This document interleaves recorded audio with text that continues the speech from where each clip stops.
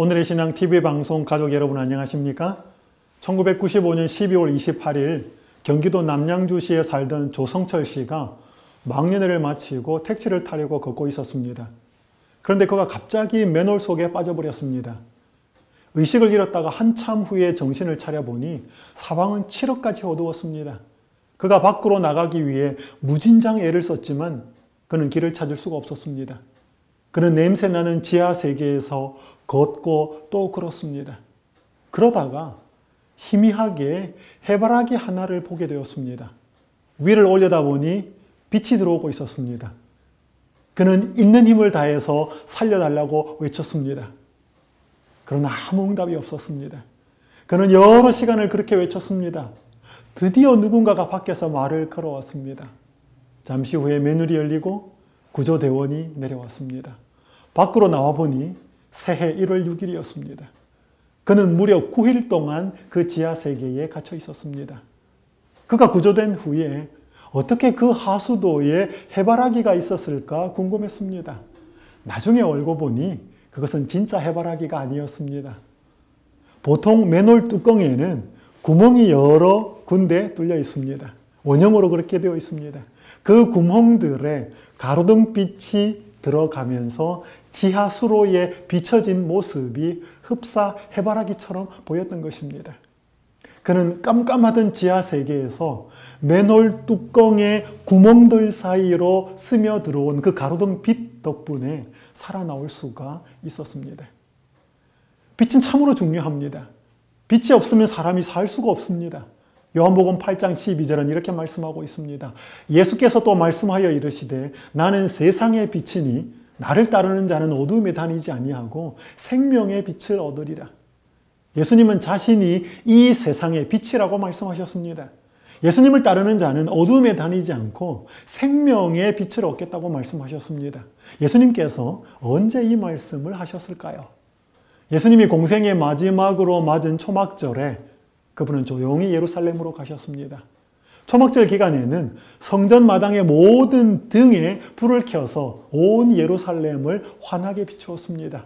그 빛은 광야에서 이스라엘 백성들을 인도한 불기둥을 기념했고 또 장차 오시는 메시아를 상징했습니다. 성전 마당에 불이 켜지면 사람들은 악기와 노래에 맞추어서 흥겹게 춤을 추었습니다. 그런 밤이 지나가고 아침이 되어서 해가 찬란하게 떠올라서 예루살렘 성전을 환히 비추었을 때 예수님은 그 태양을 가리키면서 그 해를 가리키면서 이렇게 말씀하셨습니다. 나는 세상의 빛이라.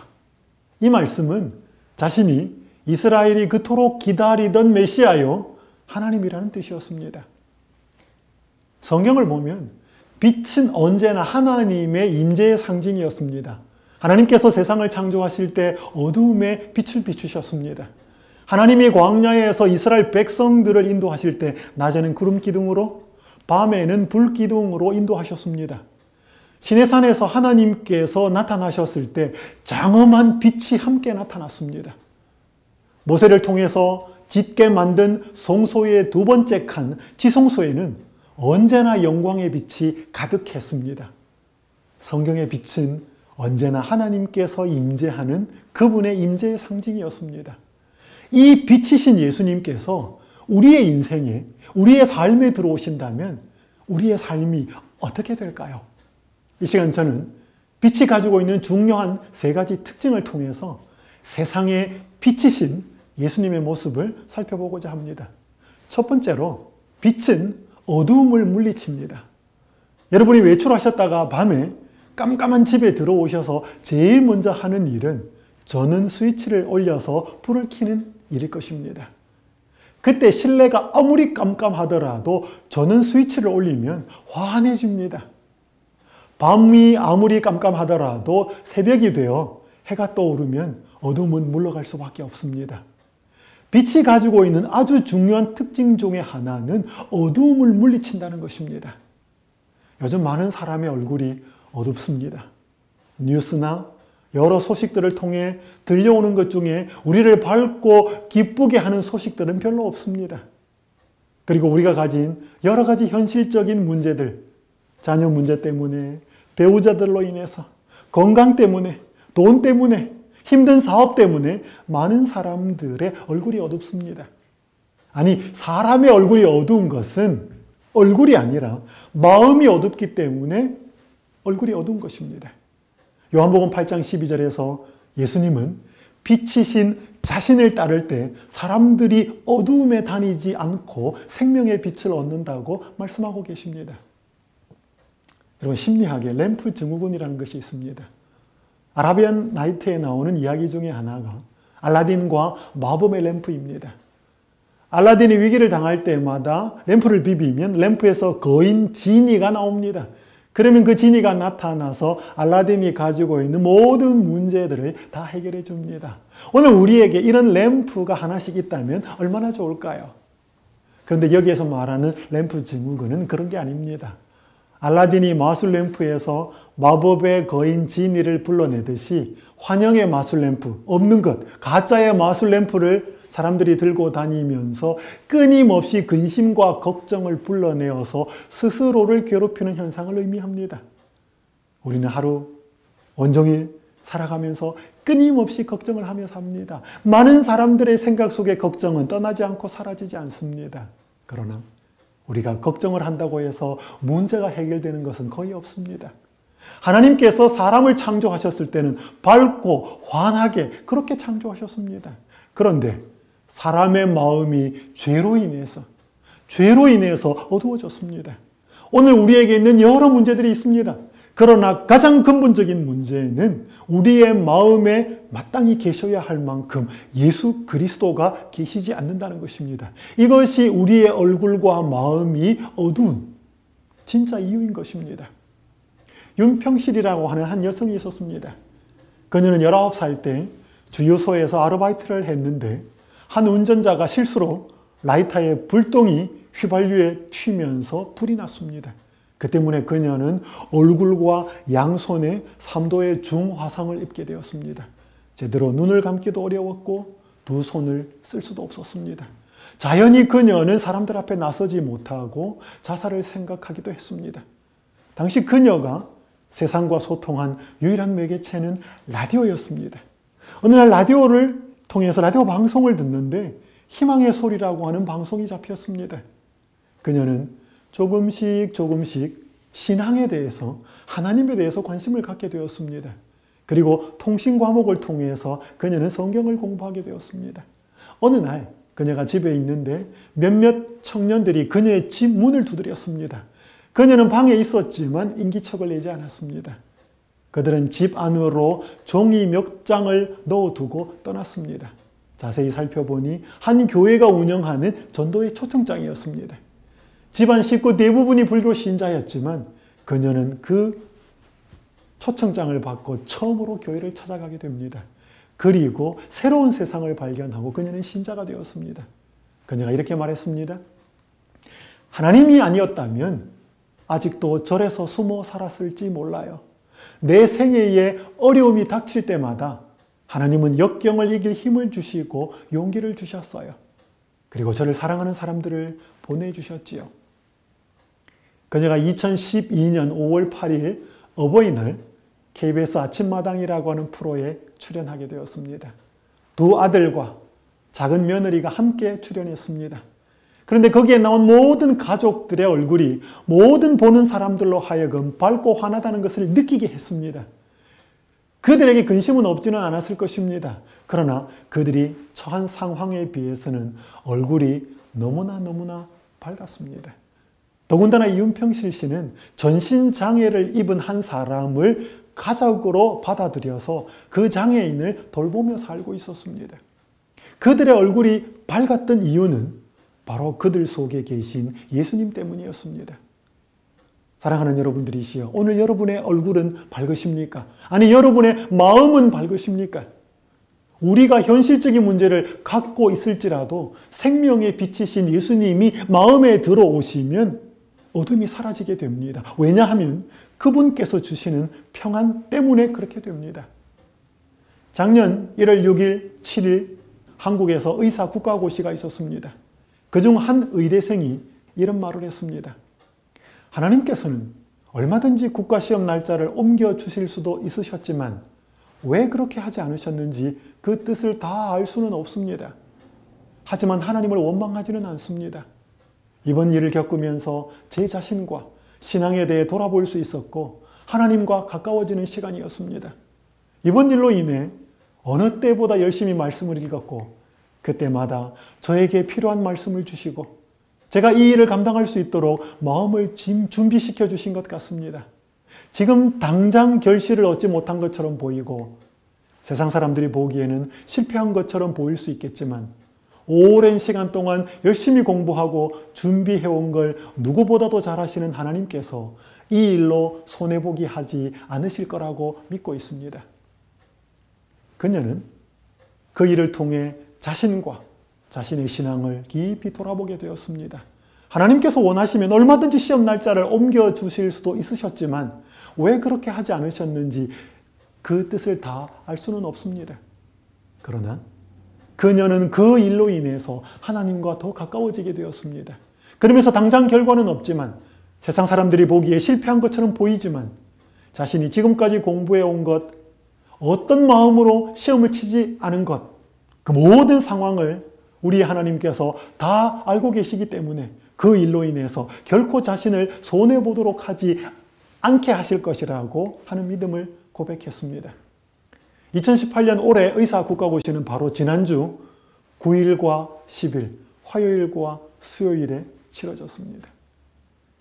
스위스 출신 목사이자 신학자인 칼 바르트가 죽기 전에 이런 말을 남겼습니다. 세상의 상황은 어둡다. 그러나 귀에 들어오는 것만을 의지해서는 안 된다. 결코 안 된다. 하늘의 하나님이 통치하고 계시니까 말이다.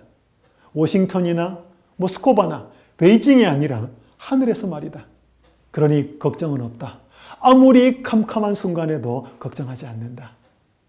여러분이요, 우리의 마음에 예수님이 없으면 우리는 자연히 눈에 보이고 귀에 들리는 데 영향을 받고 살아가게 됩니다. 그러나 마음에 예수님이 계시다면 지금도 세상 역사를 지배하시고 사람의 인생을 붙들고 계시는 하나님을 신뢰하며 살게 됩니다. 우리가 예수님의 붙드심을 온전히 이해하고 믿을 때 얼굴과 마음의 어둠은 사라지게 됩니다. 왜냐하면 세상에 빛이신 예수님께서 그 어둠들, 마음의 어둠들을 물리쳐 주시기 때문입니다. 두 번째로, 빛은 질병을 치료합니다. 온라인 미디어 라이프핵에 햇빛이 꼭 필요한 8가지 이유라고 하는 글이 소개되었습니다. 첫째, 빛은 우울증을 완화시킵니다. 사람이 햇빛을 받으면 뇌에서 세로토닌이 분비가 되기 때문에 그렇습니다. 두 번째는 비타민 D가 합성이 되어 암이 예방된다고 합니다. 비타민 D가 결핍이 되면 다양한 암, 특별히 유방암과 대장암이 생길 가능성이 높아집니다. 세 번째로, 햇빛을 적당하게 받으면 피부에 산화질소가 생성이 되어서 혈관이 확장되고 혈압이 낮아집니다. 네 번째는 햇빛을 충분히 받으면 밤에 수면 호르몬인 멜라토닌이 분비가 되어서 숙면을 취할 수 있게 됩니다. 다섯 번째는 햇빛을 쬐면 비타민 D가 활성화되는데 비타민 D가 칼슘 흡수를 도와서 뼈의 밀도를, 골 밀도를 증가시킵니다. 여섯 번째, 햇빛을 통한 비타민 D 분비는 기억력과 인지 기능을 담당하는 해마의 신경세포 성장을 활성화시켜서 뇌의 기능의 향상과 도움을 준다는 것입니다. 일곱 번째로, 몸이 햇빛에 자주 노출이 되면 질병과 싸우는 백혈구 수가 증가해서 면역 기능이 강화됩니다. 마지막으로 여덟 번째, 치매 예방이 되는데 이 비타민 D가 부족하면 알츠하이머, 치매를 포함한 모든 치매에 걸린 확률이 높아진다는 것입니다. 햇빛은 우리에게 이처럼 많은 질병을 치료하고 또 예방하는 아주 중요한 역할을 한다는 것입니다. 성경 말라기서 4장 2절은 이렇게 말씀하고 있습니다. 내 이름을 경외하는 너희에게는 공의로운 해가 떠올라서 치료하는 광선을 비추리니 너희가 나가서 외양간에서 나온 송아지같이 뛰리라. 말라기 4장 2절은 예수님을 공의로운 해로 표현하고 있습니다. 실제로 태양은 선한 사람이나 악한 사람이나 동일하게 햇빛을 비춰줍니다. 예수님을 믿든 예수님을 믿지 않든 모든 사람을 사랑하시는 삼위 하나님의 속성을 햇빛은 잘 보여주고 있습니다. 뿐만 아니라 말라기 4장 2절은 예수님을 치료하는 광선으로 묘사합니다. 예수님께서 실제로 이 땅에 3년 반 동안 공생애를 하시면서 수많은 병자들을 치료하셨습니다. 그 치료는 예수님이 우리의 본질적인 문제인 죄의 문제를, 죄를 해결하는 마음의 치료를 하실 수 있음을 보여주는 사실이었습니다. 마가복음 2장에 보면 내 친구에 의해서 지붕을 뚫고 내려온 중풍병자 이야기가 나옵니다. 마가복음 2장 10절과 11절은 이렇게 말씀하고 있습니다. 그러나 인자가 땅에서 죄를 사하는 권세가 있는 줄을 너희로 알게 하려 하노라 하시고 중풍병자에게 말씀하시되 내가 내게 이르노니 일어나 내 상을 가지고 집으로 가라 하시니, 예수님께서 그 중풍병자를 고치신 것은 죄를 사하는 권세가 있음을 사람들에게 알려주시기 위해서였습니다. 예수님이 이 땅에서 행하신 모든 기적의 이유도 똑같았습니다. 예수님이 5,000명을 먹이시고 무리를 걸으시고 수많은 기적을 베푸신 것은 그분이 사람들을 죄로부터 구원하는 능력이 있음을 알게 하기 위해서였습니다. 그래서 예수님 당시에 그분으로부터 빵을 얻어먹고 그분으로부터 병고침을 받고 그분으로부터 죄를 사함받는 경험을 한 사람들은 단 한 사람도 예수님을 떠나지 않았습니다. 그러나 예수님에게서 단지 빵을 얻어먹고 병은 고침받았지만 죄를 사함받는 경험을 하지 못한 사람들은 예수님을 다 떠나고 말았습니다. 사랑하는 여러분들이시여, 우리는 예수님께 현실적인 필요, 우리의 필요한 것들을 위해서 기도해야 합니다. 그러나 더 중요한 것은 우리의 궁극적인 필요, 우리의 마음의 치료, 우리 죄의 문제를 해결받기 위해서 우리는 기도해야 합니다. 우리가 병이 들었을 때 기도해야 합니다. 그 기도가 응답받을 수도 있고 그렇지 않을 수도 있습니다. 왜냐하면 예수님은 이 땅에 우리의 몸이 아닌 우리의 마음을 치료하러 오셨기 때문입니다. 그러나 우리가 마음의 문제를 치료받기 위해 기도할 때 그 기도는 반드시 응답을 받게 된다는 사실을 기억하시기 바랍니다. 김혜영 씨라는 분이 있었습니다. 그녀는 키가 134cm입니다. 술 취한 아버지가 첫 아이가 딸이라고 벽으로 집어 던지는 바람에 그녀는 태어나면서부터 척추 장애인이 되었습니다. 그녀가 7살 때 어머니는 사고로 머리를 다쳐서 정신분열증과 우울증에 시달렸습니다. 14살 때 아버지는 아내와 5 남매를 남겨두고 스스로 목숨을 끊었습니다. 그녀의 엄마는 모든 원인을 큰딸에게 돌렸고 그녀를 학대했습니다.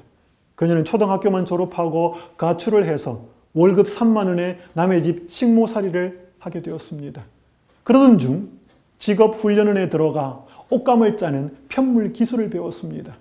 아주 절박한 마음으로 그녀는 하루에 14시간씩 기술을 배웠습니다. 그리고 1985년 콜롬비아에서 열린 세계 장애인 기능 경기대회에서 기계 편물 부분에 금메달을 따게 됩니다. 이후에 일본의 편물 회사 한국지사에 취직을 합니다. 순탄한 생활이 이어졌습니다. 그러다가 아파서 쓰러지게 됩니다. 그 어느 날 무엇을 위해 살 것인가 그녀는 심각하게 고민합니다. 그러다가 아프리카의 보츠와나의 구도프 직업학교라고 하는 곳에 편물 교사로 자원봉사를 떠납니다.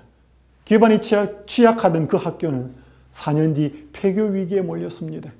그녀가 교장을 맡아서 학교를 책임졌습니다. 그렇게 해서 보츠와나에서 14년을 봉사하고 더 큰 봉사를 위해 그녀는 미국 유학을 떠납니다. 마침내 콜롬비아 대학원에서 석사 학위를 받게 됩니다. 식모살이에서 시작하여서 콜롬비아 대학원의 석사가 되었습니다.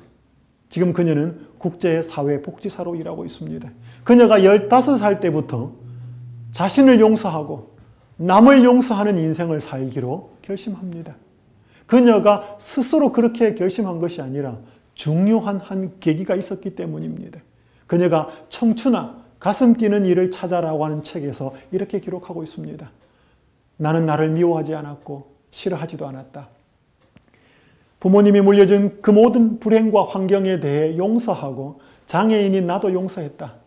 내가 나를 정의롭게 대접하지 않고 나의 나됨을 용서하지 않고서는 인생을 살아가기가 참으로 힘들 것이라는 사실을 15살에 깨달았다. 기독교에 귀의하고 나서다. 하나님이 용서한 나를 내가 용서하지 않는다면 참 믿음이 아니기 때문이다. 거기서부터 시작했다. 나 자신을 용서하고 받아들였는데 어찌 다른 사람들의 못남과 괴팍함과 무례함을 용서하지 못할까? 더 나아가 나에게 무례하고 무성의했던 운명도 용서했다. 물론 부모님을 포함한 주변 사람들도. 그렇게 하고 보니 자연스럽게 내 마음에서 불평이란 놈이 떠나갔다.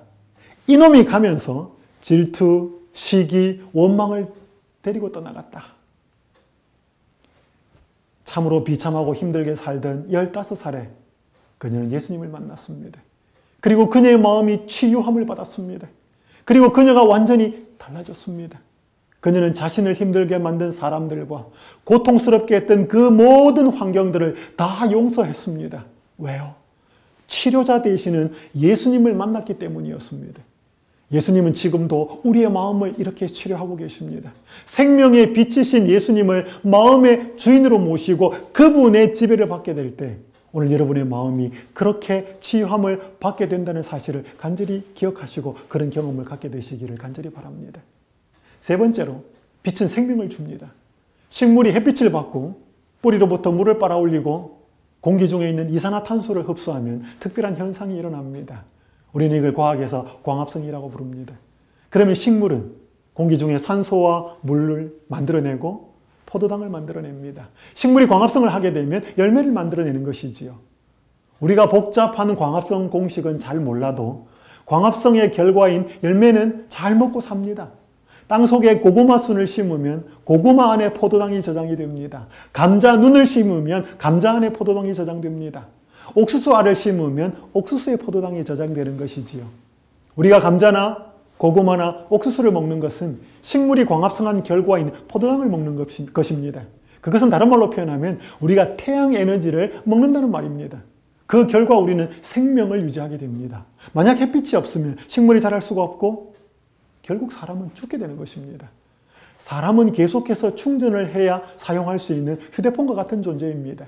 휴대폰은 전기 에너지를 먹지만 우리는 식물을 통해서 태양 에너지를 먹고 삽니다. 따라서 사람은 빛이 없으면 살 수 없게 됩니다. 그처럼 우리는 생명의 빛이신 예수님이 없이는 제대로 살 수가 없게 됩니다. 강남 세브란스 병원의 유방암 전문의였던 이희대라고 하는 의사가 있었습니다. 그는 2003년에 대장암 판정을 받았습니다. 그는 이후 12번에 이르는 암 재발로 암 4기 판정을 받았지만 오토기처럼 일어서면서 끝까지 환자를 진료했습니다. 그가 비록 2013년에 세상을 떠났지만 그는 살아있을 동안에 만족하고 감사하며 살았습니다. 희대의 소망이라고 하는 책에 그가 이렇게 기록했습니다. 나는 모든 일에 감사한다. 10번 재발한 것도, 간과 뼈에만 암세포가 재발한 것도 감사한다. 한쪽 다리를 쓸 수 없는 절름발이가 되어서도 감사한다. 혼자 힘으로는 바지도 입을 수 없지만 그래도 감사한다. 다리에 통증이 와서 잠을 못 자고 앉아서 간신히 눈을 붙여도 감사한다. 환자들을 만나서 이렇게 말할 수 있어서 감사한다. 제 혈액형은 C형입니다. 하나님께만 의지하는 크리스천형입니다. 수술이 잘못되어 절름발이가 되어 다리를 절게 되었는데 그가 어떻게 감사할 수 있게 되었을까요? 통증이 너무 심해 밤에 잠을 잘 수 없었는데도 그가 어떻게 감사할 수 있었을까요? 그가 바로 생명의 빛이신 예수님을 제대로 만났기 때문입니다. 그는 살아있을 동안에 예수님이 주시는 생명을 소유했습니다. 그 생명의 빛이신 예수님이 그를 감사하도록 만든 것입니다. 빛은 어둠을 물리칩니다. 빛은 질병을 치료합니다. 빛은 생명을 공급합니다. 하나님께서 만드신 태양의 빛은 언제나 일정하게 비칩니다. 지구가 공전을 하면서 자전을 하는데요. 지구가 태양을 향하면 지구는 낮이고 그 반대쪽은 밤이 됩니다. 태양이 지구에 빛을 비추지 않는 순간은 단 한순간도 없습니다. 마찬가지로 의의 태양이신 예수님도 그분의 사랑의 빛을 우리에게 비추지 않는 때는 단 한순간도 없습니다. 예수님이 비추시는 그 사랑의 빛은 절대로 차별이 없습니다. 그 사람이 악인이든지 의인이든지 그 빛은 계속 비치고 있습니다. 그런데 자주 우리가 그 예수님을 등지고 삽니다. 이것이 바로 죄를 짓는다는 의미이고 악에 빠진다는 뜻입니다. 그때 우리에게 자연스럽게 찾아오는 것은 어둠입니다. 우리에게 그냥 들어오는 것이 걱정이고 염려이고 그때 우리의 영적인 생명을 잃어버리게 됩니다. 그러나 다행인 것은 우리가 그렇게 예수님으로부터 돌아설지라도 생명의 빛이신 예수님은 우리를 결코 떠나지 않는다는 것입니다. 여전히 사랑의 빛을 비추고 계십니다. 우리가 다시 그분께 돌아가야 합니다. 그때 생명의 빛이 우리에게 다시 비치는 것을 경험하게 될 것입니다. 우리가 그 예수님을 소유할 때 우리는 죄의 어둠에서 해방이 되고 마음의 치유를 받게 되고 그분의 생명을 소유하게 됩니다. 성경 요한복음 8장 12절은 이렇게 말씀합니다. 예수께서 또 말씀하여 이르시되 나는 세상의 빛이니 나를 따르는 자는 어둠에 다니지 아니하고 생명의 빛을 얻으리라. 사랑하는 여러분들이시여, 오늘 여러분의 얼굴이 어두우십니까? 마음이 어두우십니까? 여러 문제들 때문에 걱정이 되십니까? 그것이 우리의 근본 문제가 아닙니다. 오늘 우리가 비록 염려가 있고 문제가 있고 생각이 복잡할지라도 세상의 빛이신 예수님이 우리의 마음에 좌정하시고 거하시면 환경을 초월하게 되는 평안을 경험하게 됩니다. 다시 한번 이 생명의 빛이신 예수님을 여러분의 마음에 날마다 모시면서 생명을 누리며 살게 되시기를 간절히 바라면서 이 시간 말씀을 마치겠습니다. 감사합니다. 더 깊은 말씀 연구를 위해서 저희 오늘의 신앙 TV 방송은 성경 연구 코스인 말씀의 향기를 준비하고 있습니다. 이 책자는 성경에서 꼭 이해해야 할 내용을 5권으로 요약한 책입니다. 또한 예언서인 다니엘서와 요한계시록을 혼자서 연구하실 수 있도록 다니엘서 예언연구와 요한계시록 예언연구 책자들이 준비되어 있습니다. 이 책자를 신청하실 분들은 아래의 전화번호 562-405-2806번으로 연락 주시기 바랍니다.